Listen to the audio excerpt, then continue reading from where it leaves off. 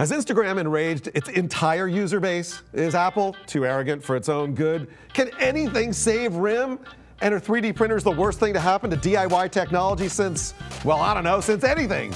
All these stories are coming up on this episode of Downloaded.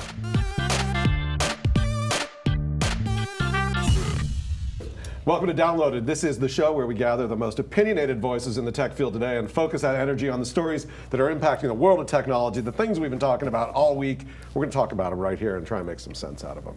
I'm your host, Jim Lauterbach, and joining me today, Dylan Tweeney is the executive editor of VentureBeat. And Dylan and I have worked together for a long time, off and on. It's good to see you again. I'm really glad to be here. Welcome. And Reg Snodgrass, who's the principal at GWGSD Consulting, co-producer of the Grow Conference. Reg, thank you for coming. And I gotta say, what does GWGSD stand for? It means guys who get shit done. Cool, that makes sense. And that works. That people come hire you because you get shit done. People love that. People love the getting shit done part. What happens when there are no women at the company? I guess we'll change it to group as soon as we hire our first. Just want to make sure. Good. All right, look, let's move on to the first story. And this is the thing. What everyone's talking about this story this week. Instagram kind of screwed up a little bit. They came out with new terms of service. Basically said that we can sell your photos, or at least this is how people perceived it. We can sell your photos, we can use your images, we can go out there and we can use you and tag you in an ad and have you sponsor products, even if you don't know about it. A lot of users got pissed. Kim Kardashian, for example, said that she is dropping, or she may drop Instagram. So you know the Kardashians aren't on your side. Something's going wrong. You know, this kind of gets to a broader point, though. Reg, you know, if you like something, does that mean that you should be willing to be a spokesperson for that product or that brand? Yeah. So I think what this really comes down to is people just, misinterpreting legalese. Of course, if you like something, it is public. Everyone already knows about it. You become a spokesperson, in essence, of your like. Everyone already knows that. I think what happened is there was a misinterpretation. And alongside, I don't know if you've seen the Taco Bell commercial that's out there of all those Instagram photos. Yeah. It just plays in people's fear. It's like, oh my God, all of a sudden I'm going to be on a Taco Bell commercial. I don't want that. It's not like this was a surprise either. I mean, this is basically Facebook's business model. Everything you like, everything you do on Facebook, everything that you share is potentially something that they can tag advertising onto. It's a little creepy though, isn't it? I mean, all of a sudden look, if you go and hit like something because you want to, win a soda, suddenly, now forevermore you are endorsing that brand and publicly doing it? I think it's creepy, but 1 billion people use Facebook every day and they don't seem to have any problem with it. And nothing is free. I mean, we've just got to understand that somehow somebody has to make money off the web, and if it's based on a like or based on a photo that I upload or a nice filter of Kim Kardashian, the thing about Instagram though is that they recognized right away that this was a boneheaded move. In fact, Kevin Systrom, the founder of Instagram, walked back the entire thing. They just went back to the old terms of service because the backlash had been huge. And you know what I think really showed that the backlash was happening? Right after the new terms of service came out, I started getting a bunch of people following me on Flickr. Like, all these people are going back to Flickr. They're like, screw Instagram, I'm going back to Flickr. Sometimes better be lucky than good, but Flickr had just released a new version of their app. Beautiful and a lot of people moving to Flickr. The other one, the big winner, was Feed. So a lot of people started to go up on Feed as well. So Feed and Flickr made out, got a lot of users, but is that sustainable? I mean, are people just going to be blah, blah, blah, blah, and then they're going back to Instagram? It depends on where the party is, right? As long as people keep using Instagram, there are going to be people using Instagram, right? Yeah. I don't know. I'm partial to Flickr, but I don't think it's ever going to be as huge as it was. If you aren't paying for the product, you are the product. Yep. And that really was an interesting thing. It's like, look, if you're going to get all this stuff for free, someone's got to pay for it. And if you're doing it, you're the product. Is there not enough of an expectation from users that really, they've got to give something up to get something? Yeah, I think inevitably, no matter what you do, people are always going to be a little bit upset, a little bit angry about it. People like to gripe or grumble about things, especially if they love them. So it's like, oh my God, we're all so angry, and then we'll be, everyone's going to be using it tomorrow. Great, Flickr got an uptake, but from like what, 50 people? But the thing about Instagram, I mean, let's be real. This is not a product that is, amazingly innovative, right? I mean, it can be replaced by whether it's Feed or Flickr or something else.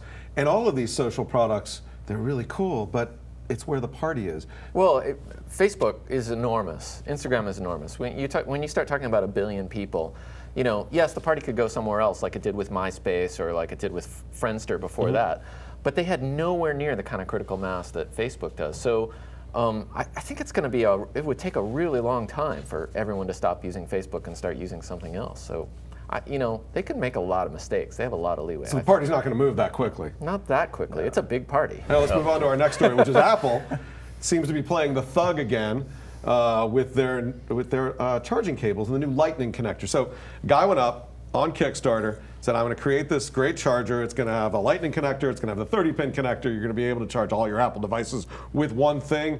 And turns out he couldn't get a license from Apple. Apple said, no way. And he gave all the money back. Dylan, this company's famous for think different. Are they really just a bully? Yeah, you know, Apple is famous for being in control of things. And they, you know, they come up with something new like the Lightning connector, non-standard, not USB. The reason for doing that, their whole purpose for doing that was to create a proprietary connector that they controlled. So, you know, sorry guys, you play with Apple, you have to play by their rules. Yeah, why don't they come up with standard? Because it's such a pain in the butt. Money. Yeah, I mean, because they charge licensing fees for anybody who wants to use that standard. They will be happy to sell you components so you can make it if you get in through the right channels and pay the proper fees, but you got to pay the fees. Yeah, it's interesting, Reg. There's a security chip inside of that, and you know, is that chip going to just cut everybody out now? I mean, basically, you can't even reverse engineer it. It's not like you can go into a clean room and reverse engineer it, or maybe you could, but would you? Yeah, well, no one will reverse it. Well, some geek in some place, like Dave Matthews is probably already working on it. Yeah. He's probably already figured it out. Dave's figured it out, of course and he has. And he's attached it to his smart car. So somebody will do it, but no one will be able to replicate it in a massive scale. I meing, kudos to Apple for doing it. Who knows why they did it? Maybe there's something wrong with the phone where it'll really mess it up, or maybe they realize that these really bogus connectors are up their Apple Care warranty stuff. So there's other business reasons. I mean, you just you pay the cost to be the boss, right? Yeah. So is this tarnishing Apple? I mean, Steve Jobs is gone. We had Maps. We had a couple of other issues. We got Siri. Now we've got this. Is this part of a pattern, or is this an isolated thing? To me, this is part of the Steve Jobs side of Apple. This kind of control over the platform, over everything down to like the stupid little connector. No other company in the world cares about the connector, right? In fact, they're all going to USB, so we can use the same USB plugs on our phone, on our tablet, on everything else. Like, nobody else cares. That's the kind of obsessive detail that only Jobs had. What's the bandwidth of that connector? Is it just? It's not just for charging; it's for data too, though, right? Yeah. So it's data. Yeah, but it's not at that DVI connection. No, speed. and it's not even USB 3 speed, so it's it's much slower. So it's slow and dumb, but it has a security chip. Yeah. I still think there's something else there. There's something else there. Well, there's a lot that's been taken away from RIM recently, including a lot of their market share, a lot of their customers. They lost 1 million users last quarter. Their revenue's down 48%. They swung to a little profit, but only because of tax reasons. They did just resolve some patent issues with Nokia, so I guess that's a good thing. But Reg, what's RIM's biggest problem? They've been slammed a lot. Their people.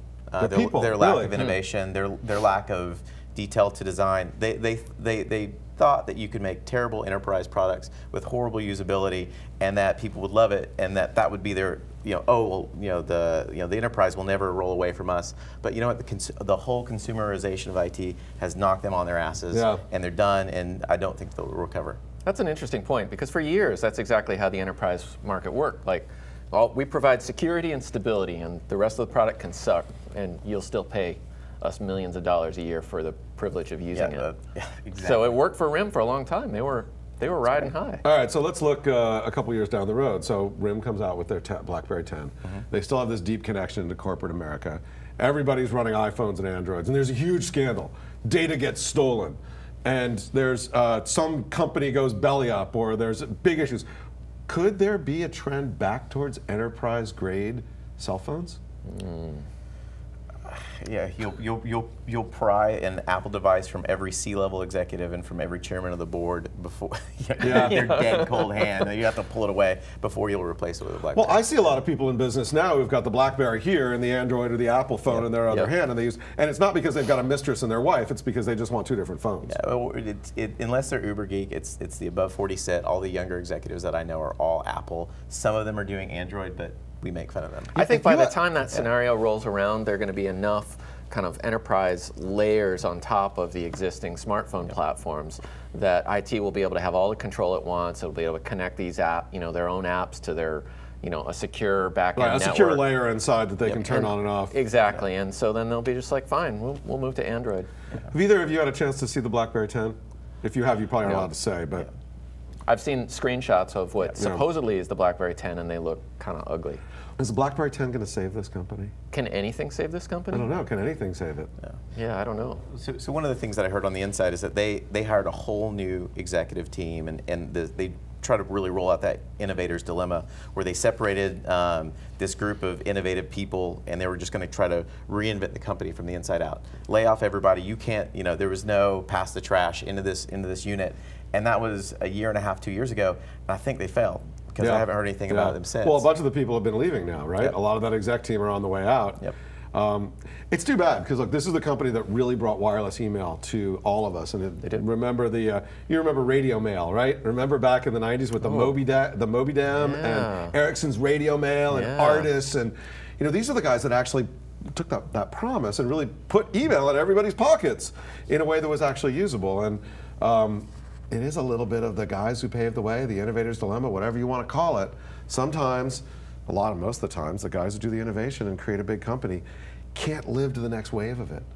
You see Microsoft going through this. I think Google will go through this. I think Facebook will go through this eventually.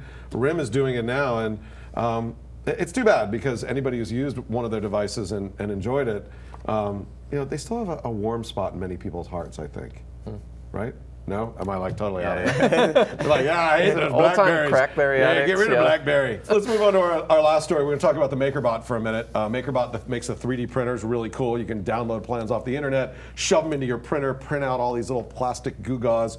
Basically, you don't need anybody to make those for you, those little toys and things. You can make them yourself. Well, some other things you can do apparently is you can download gun parts and make parts of guns and kind of begin to put together the plastic gun. Well, an interesting thing happened after Sandy Hook. The guys at MakerBot said, let's pull down those plans for making parts of guns. Pulled them down off of the official site. Still available other parts of the net. Dylan, the guys at Defense Distributed who made those parts, so, we're going to put them all out everywhere else. Can you actually bring something down on the net? Can you, if somebody wants something, it's there, right? Right. 2 words, Pirate Bay, which actually is now hosting files so that you can download and print whatever you want. Right. So when they first announced that, I think it was a couple months ago, the furor was about like, oh my goodness, now trademarked and copyrighted objects will be available on Pirate Bay stuff. But guns too, why not? Well, I mean, look, one of the problems with plastic guns, of course, is that they tend to melt when you fire them. I've never tried to fire one, so I wouldn't know. I'm not sure we've actually made them, but I'm thinking like a plastic gun, really? I mean, so maybe... I don't think you can make an entire gun out of a 3D printer yet, and maybe not for a long time, because you need, tempered steel and all this kind of stuff that cannot be done in any 3D printer right now, but you could probably make lots of the parts of a gun. Well, and to me, this is no different than having instructions on how to make a bomb on the internet. But, should we limit dangerous info on the internet? Can you limit anything on the internet? Honestly, you can't really limit anything on the internet. What you can go after is what people do in the real world. And right now, in the United States anyways, our gun laws are so impotent and so toothless that we can't even do that. Right. So, you know what? Go out, print guns all day long. Nobody's going to stop you. You have a right to print your own gun in this country. So, if you disagree with that, I think you need to look at the laws for gun ownership, gun sales, and gun use in the States. So another topic that came up when people think about, well, maybe we should just add something in the 3D printer so it's not allowed to print those kinds of parts, which I think is crazy, because you can always get around that. I mean, how do you know what you're printing? Yeah, the Dave Matthews of the world will definitely go after like a FemBot. I can see that's the first thing he'll it's like, can I change this? But, by the way, we're not talking about Dave Matthews, the musician. We're talking about Dave Matthews with one T, who has invented and run a lot of very interesting things out there. Very smart guy. So 3D printing, I think, is going to create a lot of new ethical dilemmas. We saw a lot of ethical dilemmas with the internet, including the bomb-making stuff that I talked about before. Where do you think we're going to end up with 3D printing? Is this going to just a whole new area of things that we're going to have to work through, Reg? Yeah, we have a moral responsibility to try to do something about the impossible, but inevitably, like our drug war, or ending terrorism around the world, or ending a lot of these things, there's nothing that you can do. So we've just got to limit how we actually leverage the money and just underfund the organizations and never do anything about it. So it's a shame that the human condition is that way, but it is just who we are. Can we talk about another kind of 3D printing? Sure. So we did this story on VentureBeat a couple weeks ago about some people who are 3D printing sex toys. So you can customize a sex toy. You can get a scan of your own bodily parts and have a printout made. You could have that enlarged or made smaller, made whatever colors you want. You know, there was a groupie back in the 60s that used to go do this with, I think, wax. Oh, yeah. Yeah, remember? She would, like Frank Zappa and other people, she would have all these wax molds. Right, so now... I guess now what you need is a camera. 3D scanner. Let me take a picture of you. That's a great, maybe that saves RIM. Hear that, RIM executives? Here's what you do. Get into 3D printing of sex. Look, that's a great story. Go to VentureBeat and take a look at it. I think, you know, every tool that we create has the ability to create something that is dangerous, that is against the law, and that is great for humanity. I'm not saying that any of the things we just talked about were great for humanity, but I think there are great things you can do with a 3D printer. I was at the MIT Media Lab, and they were actually printing buildings, parts of buildings. So cool. So we're going to see this with all new technology that comes out. I don't think we have to worry about 3D printers right now, but it'll be interesting to watch it develop. It sure will. So that's about it for this episode of Downloaded. I want to thank Dylan and Reg for joining me. Thanks a lot for coming, guys. Cheers. And we will see you next time. You can catch us here every 2 weeks on the Tech Feed. And until then, you've been watching Downloaded. Right on.